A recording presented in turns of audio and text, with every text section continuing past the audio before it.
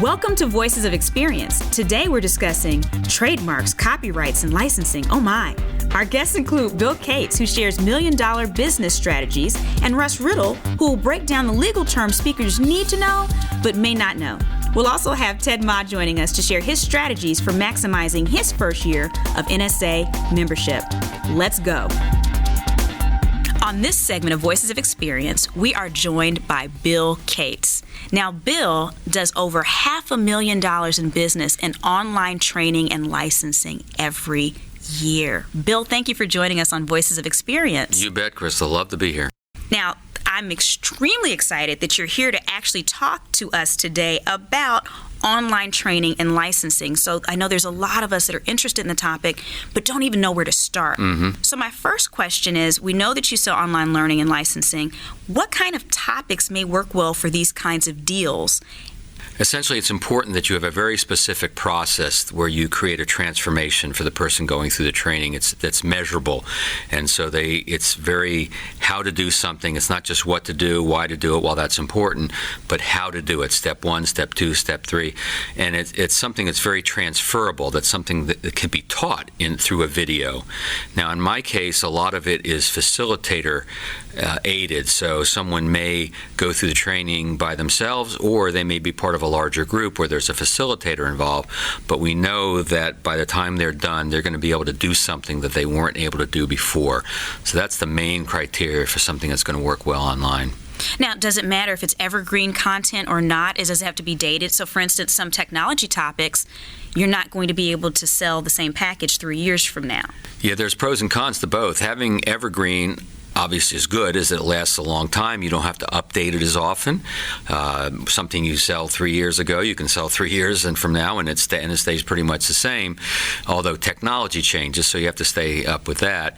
On the other hand, if you have something that is dated, time-specific, what's good about that is because it's changing, and as long as you keep up with it, there's reasons for people to come back. So it could have more sticking power, actually, if it's time-sensitive. I know some people who do reports for industries, that each year they have to do a new report. While that's a lot of work, it creates a lot of value each time. Wow. So who would have thought? Because oftentimes we're taught that if content isn't evergreen, it doesn't work well online. But it sounds like in the world of licensing, it can work to your benefit because the client has to keep coming back to stay current. Absolutely. You want it to be sticky. You want people to renew. That's a big part of it. And so if you have reasons for them to come back, whether it's adding new information, updating to make it relevant to the market or the topic, absolutely. So when we talk about online training and licensing content, what kind of content should we be considering? Is it video? Is it workbooks? What kind of content?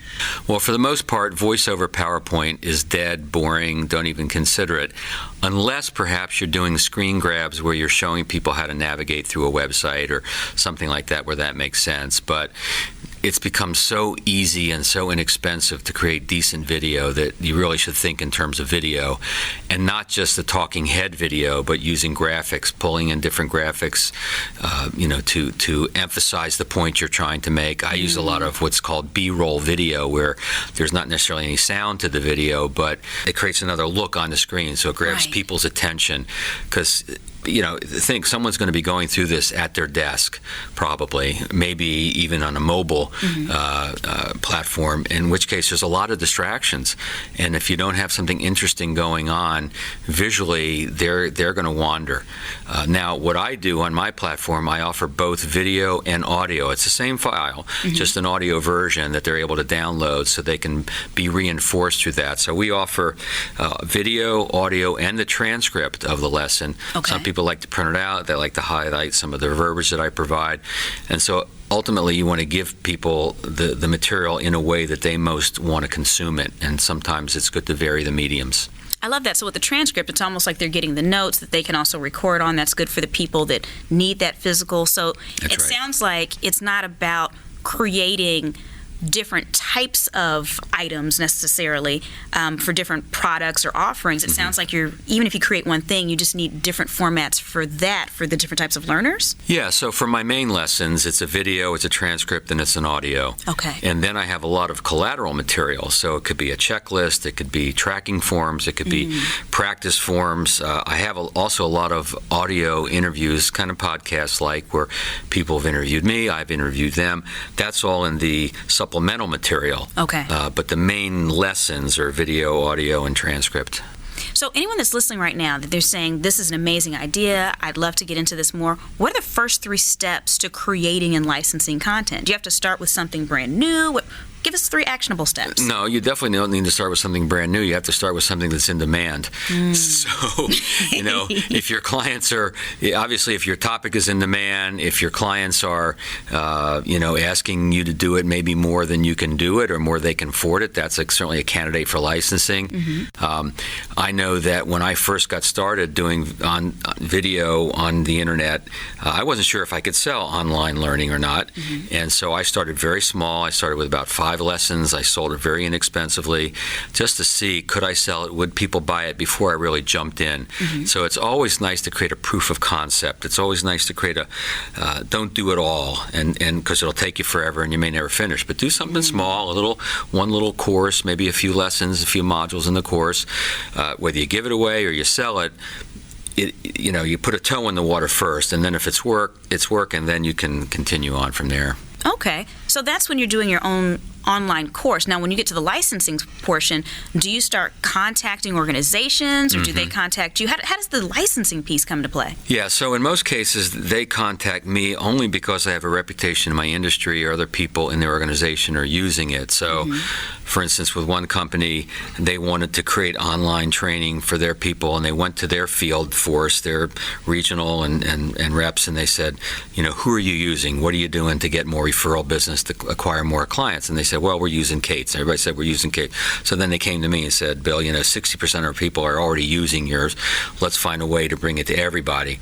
Now, my large licensing deals, I send the videos and the audios and the transcripts to them. They want to put it on their own LMS. Okay. They want to measure, have a certain amount of control. What's an LMS for anyone listening? Yeah, so an LMS is a learning management system. Okay. And it'll measure who's going through the course. It often offers quizzing at the end and different things of measuring like that. So they want to put it on their own. Okay. For my smaller clients, medium-sized clients, where they don't have that budget or desire to create that technology, then they will go to my platform, and they will get a username and a password to my platform. So the large licensing deals usually have bubbled up from the smaller deals. Okay. And then I have some licensing deals that are in their 14th, 15th year. And I often joke that it's like printing money legally because seriously, it's so like I have a deal with one company. I think we just went into the 15th year, and now I've updated over the years. So there is update that new videos, new technology. However, it's stuff I would be doing anyway for all my clients, and to renew, all I have to do is change 2018 to 2019, 2019, 2020, whatever, and that's my cost of sale, is changing the date on the renewal agreement. That's my cost of sale.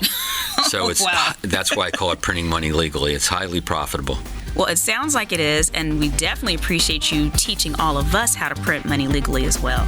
Bill, thank you so much for visiting Voices of Experience. You're welcome. Bill was kind enough to share tactics for course creation and licensing. Before you get started, though, our next guest will ensure that you have your I's dotted and T's crossed when it comes to protecting that intellectual property. Today on Voices of Experience, we have Russ Riddle, who's been practicing IP law for 28 years. Now, for those of us that are listening, that are with NSA, we all know Russ. He is the most energetic attorney that you can meet, but super, super brilliant. So we're excited to have him here with us today. Thank you, Russ, for joining us. Thanks for having me. It's a pleasure. Let's get right on into the questions. The first one is, what are some of the biggest mistakes you see speakers make in terms of protecting their IP and even personal assets? Well, with the IP, what I see often is they don't register things with the Copyright Office. Sometimes they don't register their trademarks, or they register too many trademarks, or different kinds of things. How do you register too many trademarks? Well, if you think about trademarks, they are for distinction. They're indicators of source of goods or services, and that you want that to become distinct in the marketplace. Okay. We think of the golden arches. We don't have to see the name. We just know that's McDonald's. Right. You want that for your brand. Okay. And if you file this brand, that brand, 35 brands, who is it? You start diluting the distinction. It's not to say you can't have more than one trademark. Disney has the mothership Disney, and they've got all their silos of things. Right. But as speakers, we're probably not going to be akin to Disney in terms of the number of trademarks. We really need to be focused on them so that they do become distinct. And also, it's quite expensive. Okay. Well, yeah, we're only akin to Disney in our minds because we're speakers. Next question. You mentioned copyrights. You mentioned trademarks a little bit. What's the difference between a trademark and copyright, and when is it advantageous to obtain them? You've already talked about trademarking a little bit, so maybe distinguishing between the two and then focusing on when we need copyrights. Okay. They're both intellectual property types. Okay. But people tend to put them in the same breath like they do doctors and lawyers. We're very different. And although we're professional service providers, the same thing with the IP, intellectual property.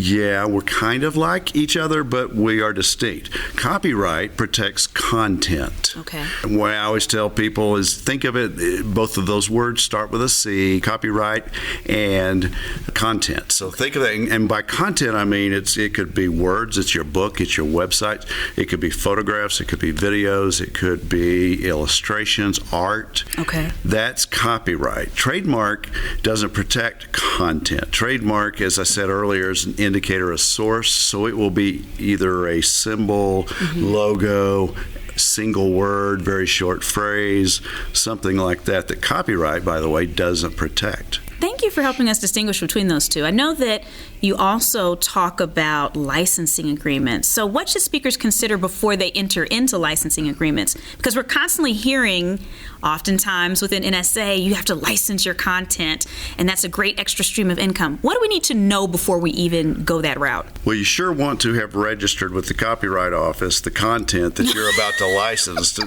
go out there. Now, understand that copyright springs into being when it's fixed in a tangible medium. So it's not, you don't register with the Copyright Office to create the copyright. It's already in place, but you have to have registered with the Copyright Office if you need to pursue legal remedies under the Copyright Act. Oh. And there's a lot of advantages to having that. And copyright registrations are much cheaper than trademarks, by the way. But licensing agreements, so you want to make sure you've got your content in place, you've got your content registered with the Copyright Office. You want to make sure that all of your intellectual property assets are shored up and protected. Okay. And when you're thinking about licensing, there's different licensing situations. You might be licensing content to an internal company's training department. Okay. Or you may be going in and training the trainer and then allowing them to do that internally only. We also train the trainers that people that just are independent contractors, they sell seminars, whatever, and they need something in their arsenal on whatever topic. Okay. You license that. But what you need to think about is, okay, how long am I going to license them for it? Okay. What are the things, the competencies they need to prove to me before I turn them loose with my brand? Because if you think about it, they are representing your brand. So you want to make sure that he or she is capable of presenting it in a positive, helpful way and doesn't harm your brand. So you want to be, okay, you don't want to just license anybody. You want them to prove to you that they're worthy of stewardship of your brand. And so you want to think about, okay, who, how long is it going? Are they going to do it internally only, or are they being allowed to sell this content training? Is it going to be exclusive or not? All those things. You want to think those things through. Okay. And all of that, all those things I mentioned will affect how you price it, and because exclusive is going to be worth more than non-exclusive, a longer commitment. You get it. Right. So you just think about all those components before you sit down with your attorney and say, okay, I need a license agreement, because he or she's going to ask you those very things I just said. Okay. Give me those details. So it sounds like you're helping us save time and possibly money with our attorney by at least coming to them with some of the things we already need. Sure. If you're on the time clock meter, you might as well come in as prepared as possible. All right. Okay. So all the other attorneys with NSA are mad at you now, Russ. Good job. So one last question, because you're here and you're brilliant, and I know that you can answer this question. Sole proprietorships, LLCs, S-corps, and more. Can you share the benefit and drawbacks of each structure for speakers specifically? Well, sole proprietor means it's just you. It's not really an entity at all. Okay. There's actually two primary reasons that we put an entity in place. One is for legal protection, to put a shield between your business and your personal assets. Okay. That's one consideration. The other, it might be a tax advantage to a particular business model, and that would be for you to ask the CPAE on that side. Another reason would be that maybe you're wanting to sell a piece of your business in the future. Okay. Investors and people who are acquiring companies, buyers of companies or businesses, they like to see either an LLC or a corporation rather than a sole proprietor. So there's some various reasons why would you do it. Okay. But you asked me the differences. Sole proprietor doesn't do any of that for you. Okay. An LLC will give you some protection, but if you're the only owner of that LLC, it's not going to give you a lot of tax protection. Okay. So, but the reason some people like LLCs over corporations, they're similar. They are. But corporations have much more formal annual requirements that you have to do. You have to have an annual shareholder meeting. You have to have an annual board of directors meeting. You have to, it's much more formal that you keep everything, you cross your I's and cross your T's. However, I ask my LLC clients to do that too. Okay. Because you need to be able to show that I'm really treating this LLC as a separate thing from me, the person. You don't commingle your bank accounts. Right. You keep separate books, all of those things. You don't just give yourself a random bonus from your LLC or corporation's bank account because you made more this month, Russ? No? That would be a mistake. Oh, no.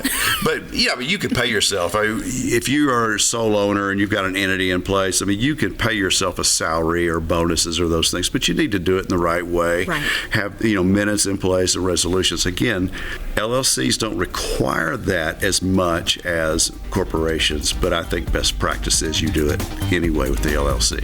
Perfect. Thank you so much for joining us today on Voices of Experience, Russ. My pleasure. Now let's hear from one of our fastest rising new members who is already leveraging NSA to the fullest to grow his business. Right now, we have a really special guest on Voices of Experience. We have Ted Ma, who is a first-year keynote speaker. But even though he's in his first year, he has 3 employees working for him. They do large volume outbound marketing, on average sending out 800 emails a week with a 23% response rate. Welcome to VOE, Ted. Thank you. Great to be here. Yeah, and I'll tell you one of the reasons I'm really excited about you specifically, because I have been stalking you online for a while. Did you feel my eyes on you? Did you feel like my Afro puff following you? Did you feel that? A little bit. A little bit? Okay. So here's why, everybody, why I've been stalking Ted. I had never seen anyone who got involved with NSA who leveraged resources so fast. He was at all the conferences, and then you would see him on the Facebook group and asking questions and building relationships and just really taking full advantage of the NSA membership itself. And so I thought you'd be a great person to have on the show as someone who's using it to grow your business. So first question is, when did you join NSA? I joined NSA a little bit less than a year ago. So you're not even a full year yet. You haven't made a year yet. Correct. And you're already, doing all of this amazing outbound marketing strategy. We're off to a pretty good start. Excited about it. Since joining, what NSA resources have you used to grow your business? I've used every resource that I've become aware of. So my first exposure was at a local chapter where I heard about the annual conference, and I went to my first Influence last year, which was about 2 months after I joined. It was a big investment based on conferences I'd been on in the past, and was really curious to see what I would find, and was just overwhelmed with the generosity of spirit, of information, and people willing to share best practices and their insights and strategies.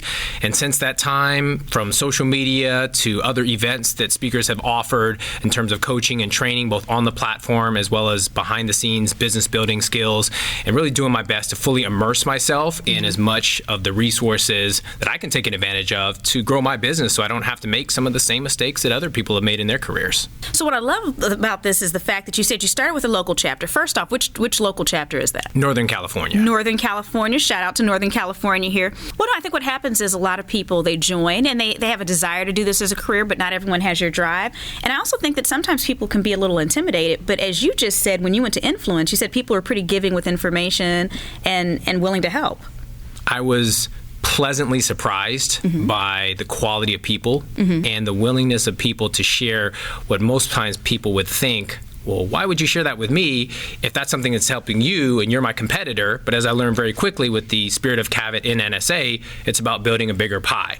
And it was really surprising to me to see not only people willing to engage in conversations, but sit down over lunch or coffee or breakfast or have conversations that were meaningful in the hallways instead of just exchanging pleasantries. So that experience really opened my eyes to what this organization is really about. Now, I love the fact that you had that experience, because I've told people for years that the National Speakers Association is the only association that I know of that caters to professional speakers, meaning paid speakers, that you will find people that if you're having an issue with a contract or anything else, people will send you their paperwork and not mind the fact that you're leveraging their resources already. So I'm so glad that you had that experience. Now, being that you've met NSA members in person, you interact online, what would you say is the best way to get to know NSA members? The great thing is, all you have to do is reach out. When you're around an environment where people want to see you win, whether you're newer like myself or a seasoned veteran, then it just takes asking. And it's as simple as that. Sometimes people make it more difficult than it really is, but reaching out, whether it's through social media and the NSA Facebook group, reaching out to people at conferences before or afterwards, sending somebody an email, and obviously respecting their schedule and their time, but also just finding ways that you can connect to the people that can help you to grow in the area that you're looking to benefit. Thank you for tuning in to Voices of Experience. Whether you're listening via your favorite podcast app or an NSA social media account, be sure to subscribe, share, and comment. Check us out next week when we'll discuss how to leverage and manage controversy from the stage.